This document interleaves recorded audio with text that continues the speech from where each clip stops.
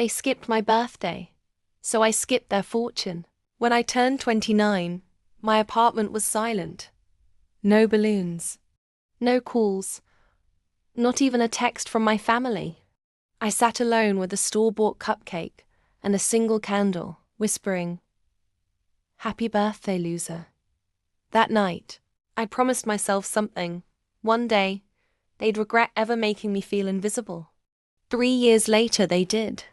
My tech company, Lunaris AI, had just been featured on Forbes' 30 Under 30 list. $35 million in revenue. International contracts. My face on the cover. The same family who ghosted me suddenly remembered my number. And they didn't come empty-handed. They showed up at my penthouse with cake, wine, and the fakest smiles you've ever seen. "We're so proud of you, honey." My mom squealed, her voice dripping with greed. My brother raised his glass. "You've really made it, sis. We always knew you would. Always knew." "Please." I let them talk. I smiled, nodded, laughed when they laughed. Then my father slid an envelope across the marble table. "A small business proposal," he said, his tone rehearsed. "We thought maybe you could invest in a family project. We've already set up the company name, Lunaris Legacy. Perfect fit, don't you think?" My champagne nearly spilled from how hard I was trying not to laugh. They named it after my company. But instead of blowing up, I played along. "Sounds interesting," I said sweetly. "How about we meet at my office tomorrow to finalize things?"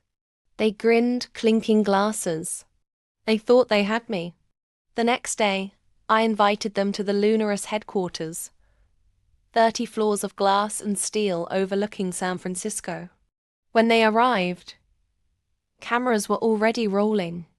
My assistant handed them contracts to sign for documentation.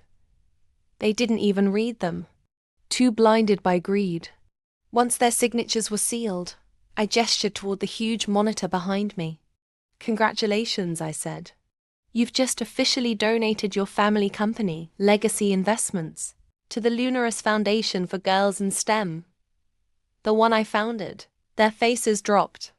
"You tricked us," my brother yelled. "No," I said calmly. "I invited you to make history. You just didn't ask whose." The reporters I'd secretly invited began snapping photos. My parents' fake smiles melted under the flashes. The internet loved it. Forbes founder outsmarts greedy family in live meeting. Went viral within hours.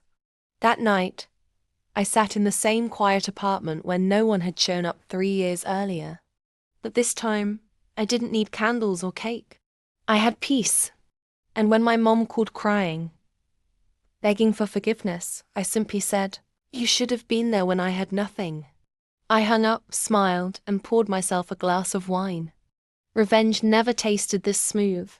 If you love stories where karma dresses in designer heels and serves revenge colder than champagne, hit that subscribe button right now.